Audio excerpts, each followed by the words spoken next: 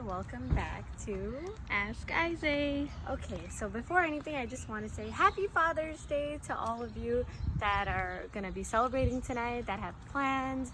Those of you whose parents are busy, or those of you that aren't able to celebrate with your dads, try to be understanding. If your father, like mine, has passed away, unfortunately we won't be able to celebrate it with them, but you could still go out with the rest of your family, or maybe a father figure in your life. Also, just pray for them, and believe me when I tell you, they are in a way better place. There's so much more than this life has to offer out there. So they're happy, and I'm sure that they would want you to be happy. So I hope everybody has a blessed and beautiful day ahead of them. I'm gonna start with answering a question I received last night. Let me see. Basically, I can't find it right now. But the question was why youngsters, people in our age group, in their 20s, have so many friends, and there's so many people they know and interact with, and yet they still feel alone. Why is it that we're living in a generation where we feel so lonely? And obviously, I'm going to give you an answer that everybody already knows, basically, which is kind of technology. I think there's a huge human disconnect, because in a time where when you missed your parents, you had to visit them, now you just send a text saying, I miss you, Mom, and there you go, you're good for the rest of the day, We're coming from, we actually have too much access to each other's lives, and that's what's causing this problem. Oh, you want to say hi to a friend? Oh, okay, yeah, you could just text them. Oh, you want to see what they've been up to? Oh, just go on their Facebook or Instagram. Now you don't have to meet them anymore because, well, I know exactly how you're doing. You posted a story today or made a status or whatever. So you just have such easy access into each other's lives that you forget to actually check in on them in person. So I feel like the best way to deal with something like this is to kind of go step back a generation. So if I were somebody who was having a hard time, like if I was just feeling lonely, or if I was having a hard time interacting with people, I'd free up some space on my calendar. I would message a friend, I would plan a date, and on this date I would do things that are kind of old school. Like, instead of sending a text message, why don't you try leaving them a voicemail? Or, who doesn't like voicemails? At least you get to hear the person's voice. You get to see how genuine it is. And if you know the person really well, you can even imagine how they're looking when they're saying it.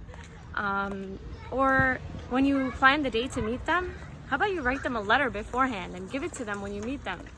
They'll have like a written copy of all the beautiful things you have to say to them, and who knows, like 30 years later when they open it, they'll be like, wow, in a time of text messaging and social media, my friend actually took the time out to write me a letter, and I'm gonna keep it forever.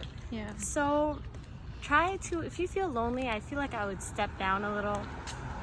Try to do things the way they were done way back when. Meet people, interact with them in person. When you want to check up on them, don't just type their name on your Facebook app or Instagram app. Actually give them a call, leave them a voicemail, see if they're free to visit you, and plan a fun day, That's the best way. I think people like our parents and our parents' friends and our parents' family, they were a lot happier, only because they have a lot more people in their lives that are genuine. They have genuine friendships, genuine relationships, and it's partially because they come from a time where when a friend wanted to check up on them, they would have to have a whole family dinner just to see how they're doing, or if they have any plans over the week. So, or even in relationships where they would have to actually stand outside the girl's house and throw rocks at the window, like, to get her attention. And now all you do is leave her 30 calls and act like you love her. Oh, I gave you 30 missed calls. I never called anyone that many times in my life.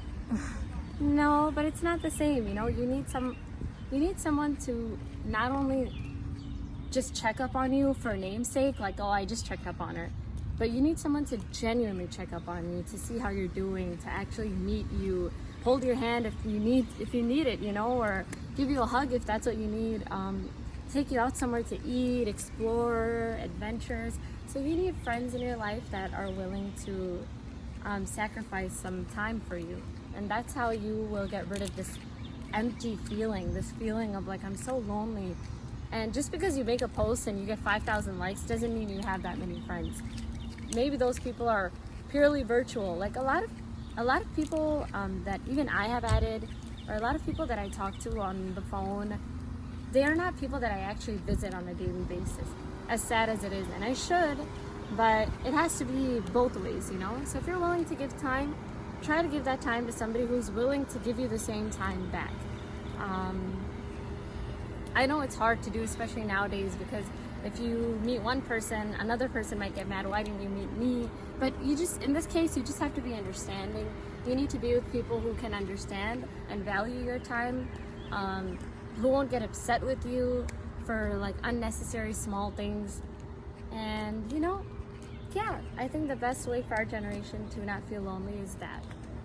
Just take a step down, write letters, leave voicemails. That's the first step. And I had another question. This is kind of a sad question, but fortunately I have the answer. It's pretty ironic because it's Father's Day, and this answer was actually my dad's answer.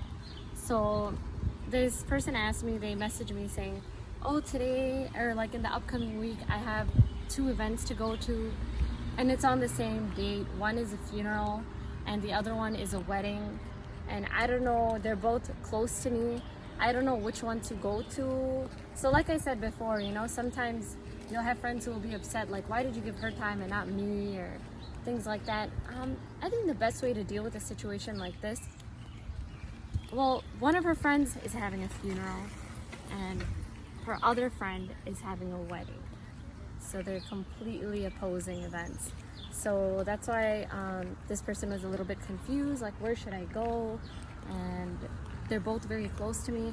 So I would advise that even if it's for 2 to 3 minutes, go to both of them. Even if it's just for 2 to 3 minutes, but you should definitely stop by both places. My dad actually told me this. He told me when it's a funeral or a wedding or like a birth, like, you know, newborn baby or something, you should always pay visits, pay your respects, you know, stop by, check up and say hello. Because these events, a lot of times they're rare, you know, or they're once in a lifetime. Like funerals, you can't miss that. I mean, there's only gonna be one. And birthdays, you know, or the birth of a baby, it's rare. Some people aren't always blessed with children, so it's just a blessing, and you should go acknowledge it and appreciate it that you're being invited to that. And weddings are typically supposed to be once in a lifetime too. Even if they're not, they're rare as well. So you should try to stop by at all places. So if they're inviting you, doesn't matter if it's a funeral and a wedding at the same day. You can just go home and change later, but definitely go to both places. And you don't want to hurt one or the other person. You don't want your best friend to be upset that you didn't show up at her wedding. And you also don't want your other friend to be upset that you didn't stop by at a funeral. So go to both places, even if it's just for 2-3 minutes. So they can't say you didn't care, you know. I hope that answers your question. That's what I would have done if I were you. I do have a couple more questions. I have a couple more messages. Some people are just mad at me because I haven't replied to them, but I have so much going on right now and so many messages and family coming over, and it's just been really, really hectic. So I'm sorry I haven't gotten back to you, but I'm gonna try my best. I'm going through the list slowly right now because I have so much other stuff going on, like at home and with friends and family. But when things calm down a little bit, hopefully when this week ends, I should be able to actually answer all of them. That's my goal, at least. Unless I keep getting more. I don't know. But yeah, I do love you guys. Please follow me. Tell your friends to follow me. Have a wonderful rest of your Father's Day. And, you know, take pictures. Send them to me. I definitely want to see what everybody's up to. And adios, guys. See you later. Bye-bye. Bye-bye.